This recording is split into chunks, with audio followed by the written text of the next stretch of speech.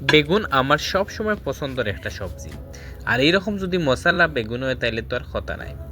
আসসালামু আলাইকুম, কিতা খবর হল বালা নেই? আশা করি বালা আছেন। আমি আলহামদুলিল্লাহ বেশ বালা আছি।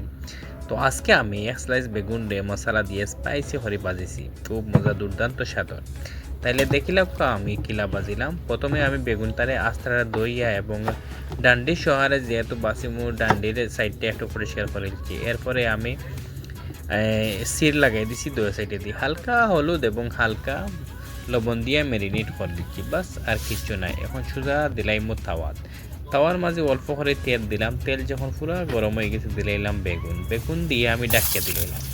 এই টিপস হইল কি, ডাকিয়া দিলে বেগুনটা জ্বলতো না এবং ভিতর থেকে সফট হইব। আর আগুন চুলার টেম্পারেচারটা হয় একবারে লো, ধীরে ধীরে স্লো কুক হইব। স্লো কুক হইলে একবারে পারফেক্ট হইব, একদম ক্রিমি একটা স্ট্রাকচার মিলব, খাইতে মজা হইব এবং জ্বলতো না। তো আমার বেগুনও এই ফাঁকে আমি একটা যে মশলাটা বানাইলি আর আমি রসুন এবং গুঁড়া মরচর গুঁড়া হালকা তেল দিয়া বালা করে মিক্স করিয়া কুটিয়া মশলা আমার রেডি। এখন লাগাই দিব এক সাইডে লাগাইয়া একটু অপেক্ষা করিয়া 2 মিনিটের মতো।